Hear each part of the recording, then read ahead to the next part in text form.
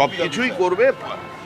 কে ছাঁটলো কে ঢোকালো এ নিয়ে আমাদের কোনো মাথা ব্যথা নেই। আমাদের ফর্ম 7 জমা যেটা দেওয়া যায়নি সেটা যেভাবে হোক নির্বাচন কমিশনকে দিতে হবে। No SIR no vote.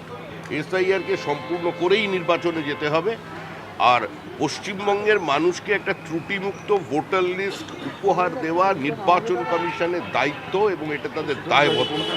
তারা সেই দায়িত্ব পালন করবেন। আবার বলছি, জ্ঞানেশ কুমার কলকাতায় আসুন, পশ্চিমবঙ্গ নিজে করে দেবে। মহাভারতে একজন ধৃতরাষ্ট্র ছিল, আমাদের ভোটার লিস্টে 7 জন ধৃতরাষ্ট্রকে পাওয়া গেছে, যারা 100টা করে সন্তান। তো এদের কি একটা করে কিছু না হলেও পদ্মবিভূষণ বা পদ্মভূষণ দেওয়া যায় না? এই ধরনের বীর্যবান পুরুষদের আমরা তো বারবার বলছি এটা আছে। 40 বছরে দাদু হয়ে গেছে, কি অসামান্য ক্ষমতা, এবং সেই নাতিও আবার ভোটার 22 বছরের। ভাবা যায়? এ আমাদের রাজ্যেই সম্ভব, এগিয়ে বাংলা। এসআইআর প্রক্রিয়া চলছে। যত চিৎকার চেঁচামেচি পশ্চিমবঙ্গে, পুরো প্রক্রিয়াকে নষ্ট করে দেওয়ার জন্য যা কিছু করার তৃণমূল আপ্রাণ সেই চেষ্টা করে যাচ্ছে। তৃণমূলের এজেন্ডা হচ্ছে যে ভোটার লিস্ট আছে সেই রোহিঙ্গাদের নিয়ে, বাংলাদেশিদের নিয়ে নির্বাচন করতে হবে।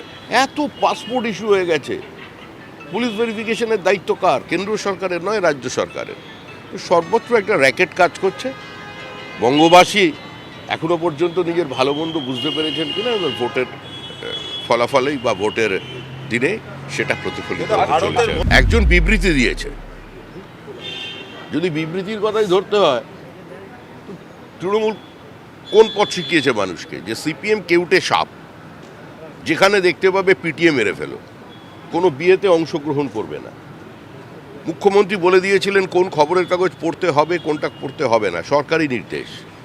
তো সবই তো জানা। মনিরুল ইসলাম তখন তৃণমূল কংগ্রেসে